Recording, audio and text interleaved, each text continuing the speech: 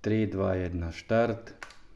Takže ahojte všetci, zdravím vás na mojom kanáli Zetormania, všetkých teda mojich priaznicov, sledovateľov môjho kanálu, odberateľov. No a teda hlásim sa vám po dlhšej dobe a pri teda novom videu, dá sa povedať teda, že aj už pri novom projekte, ktorý si dneska predstavíme. No ale teda ešte na úvod chcem povedať, že teda ďakujem aj za lajky, aj za teda prijatie aj odberu. No a posledné video teda bolo Zetor 25A finále, ktorý sme teda aj s otcom renovovali. No a odtedy teda už sme absolvovali aj traktoriády na Zetoríku, boli tam aj nejaké teda umiestnenia, nejaké poháre, víťazstva, takže sme spokojní. No a teda Zetorík máme už, dá sa povedať, že na kompletku hotový, takže už len tak výletne sa na ňom prevážame, užívame si a sem tam nejaká tá práca, ale tak to už len ozaj maličkosť, tak pomáha nám teraz akurát, keď bolo sucho vonku, tak sme si vozili vodu a polievali, takže to je asi tak všetko a inak už to skôr bude slúžiť iba ako na zábavu, na ukážku traktorík. No a teda teraz ideme na slúbený teda projekt, čo som spomínal v minulých videách, takže možno, že niektorí teda tušili, hádali, alebo teda si stále čakajú už teda, čo sa tu objaví, aký stroj. No a teda je to môj stroj vysnívaný už niekoľko rokov. Som potom išiel po tomto Zetoríku a teda urobil som aj pár zaváhaní. Mohol som už mať pred XX rokmi za inú cenu, o moc menšiu, no ale tak stále som si hovoril, že však ešte počkám, bude lepší, bude sa možno, že nejak podarí niečo lepšie zohnať v lepšom stave a teda ceny rapidne išli hore a teda teraz už sú vystrelené dosť hore ceny, takže ale tak som si povedal, že jednoducho raz ho budem mať a sen sa mi aj splnil, takže som za to veľmi rád. Aj keď teda ma to stalo nemalé peniaze, ale som si teda splnil svoj sen a ideme teda teraz na ňom sa realizovať a teda predstavujem vám náš nový projekt Zetor 2023, ktorý teda už sa nachádza tu v dielničke. No a teda je pripravený na rekonštrukciu a spravíme si taký menší kukuč, teda čo nás všetko čaká, čo teda sme už absolvovali, no však medzi tým, ak sme 25 robili, to bol trošku taký neplánovaný projekt, tak ja už som na tomto začal niečo robiť. Takže traktorík som dovezol v takom už trochu rozrobenom stave, také, že započatie rekonštrukcii, takže niečo už predchádzajúce majiteľ na ňom porobil, ale teda ešte nás čaká na ňom veľa práce. Keďže ja teda si to predstavujem to spraviť trochu, tak aby to ozaj už bolo v čo najlepšom stave, podľa mojich predstav, no a tak snáď sa nám to podarí, aby aj zdravotné, aj časovo, aj finančne to nejak do úspešného konca potiahnuť. No a teda v akom sme stave, teda respektíve v akom stave je traktorík. Je v takom stave, že vlastne ja keď som išiel kupovať, tak som sa normálne previezol, vyskúšal, traktor zatáčal, motor je na ňom, dá sa povedať, nejaký zánovný, uloženka. 20 dvojválec, ten ako to je úplne v poriadku, s motorom sa nebude nič robiť, ten sa bude dávať len do laku a popretesňujú sa niektoré veci, čo som zistil úniky. Takisto spojka je v poriadku, prevodovka je v poriadku, vyskúšané všetko. Čo sa týka hydrauliky, tak tá bola funkčná, ale tá už je momentálne zdemontovaná dole. Lebo teda tam som pretesnoval aj okrúžky na pieste, to som mal aj kocku rozobratú do piky, komplet. Však to máme fotky nejaké, možno ak sa podarí niekedy dáme aj k videu.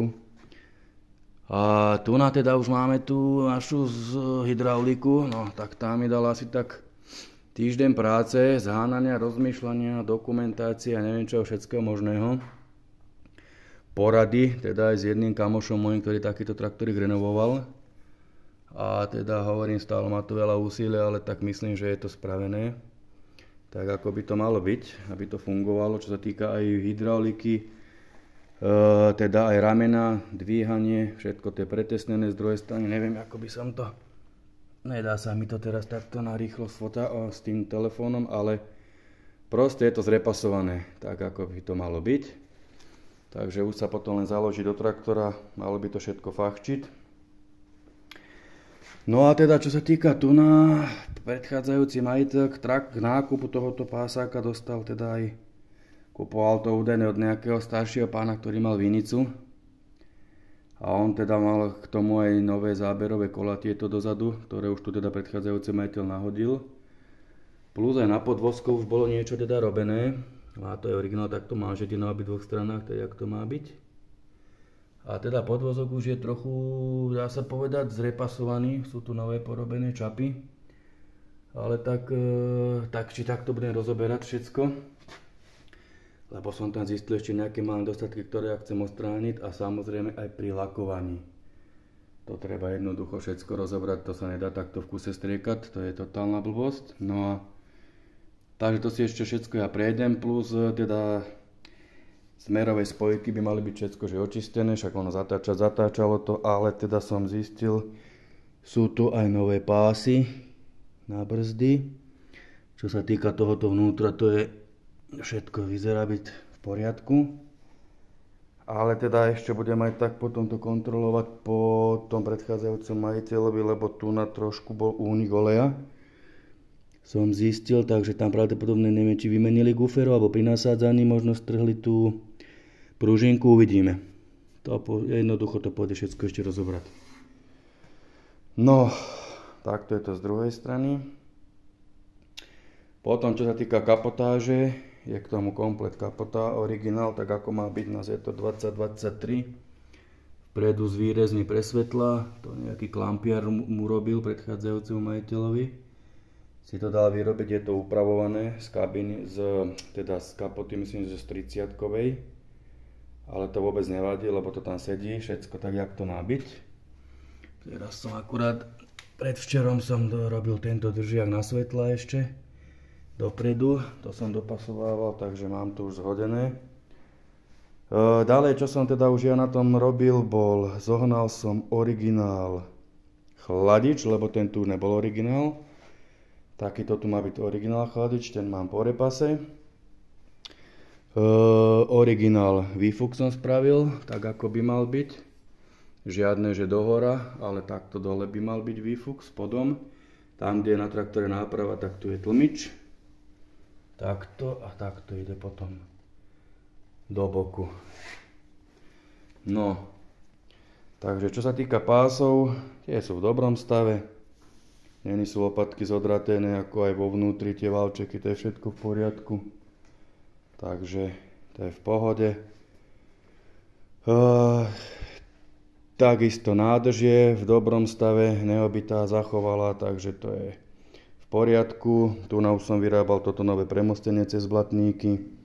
Blatníky samozrejme našli sa niekde nejaké jamy, tukance, takže to už je zhruba poopravované, samozrejme sa to bude ešte finišovať. Takže tak, a teda už som ja aj začal pracovať, to teraz už nemám nejak, to mám vo vedľajšej dielni. Tam mám teda aj kabínku, originál k tomu, ako má byť. Takže tu ešte bude treba doladiť, prispôsobiť, už som teda mal to nahodené, samozrejme chýba mi ten vrchný laminát, s ktorým je teda veľký problém zohnať.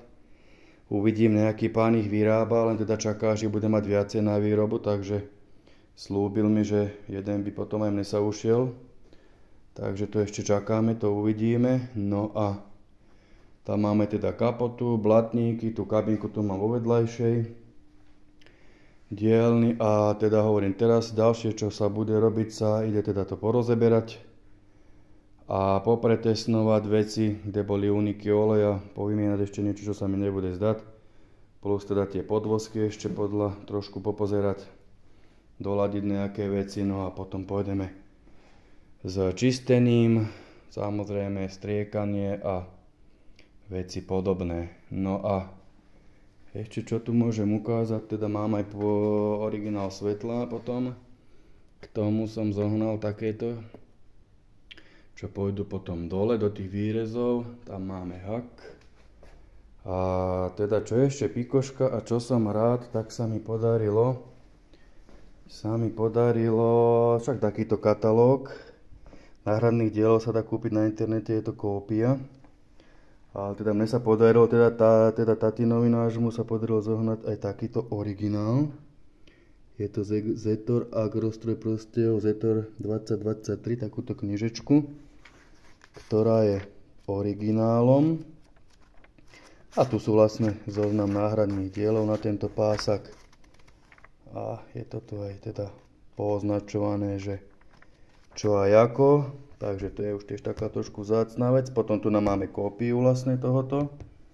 A ešte teda bola aj originál takáto, to sa mi podarilo spraviť kópiu od jedného pána, ktorý má originál. Toto je Zetor 2023 príručka. Návod teda k obsluze. A tam takisto sú popísané nejaké veci. Také základy na obsluhu a na údržbu. Takže to som tiež rád tomu, že to mám, lebo však ja teda mám rád, keď je k takýmto strojom nejaká tá literatúra dobová. Takže tiež som ako tomuto rád, že sa mi to podarilo zohnať, takže máme aj teda literatúru k tomu a už len teraz teda horsa do práce a aby nám hovorím ten čas, lebo však času máme málo, máme popri tom aj kopu inej roboty, takže ale uvidíme, snad sa nám to podarí dať do takéhoto štádia. A potom to bude už parádička. Takže vás týmto pádom pozdravujem pri teda novom projekte slúbenom a ak sa vám teda naše videá páčia, tak kľudne dajte odbery, dávajte lajky, poprípade nejaký koment, keby sa chceli na niečo spýtať, alebo čo ak zbadám, tak rád odpoviem a hor sa teda do práce, nech sa nám darí. Takže majte sa všetci, pozdravujem, ahojte.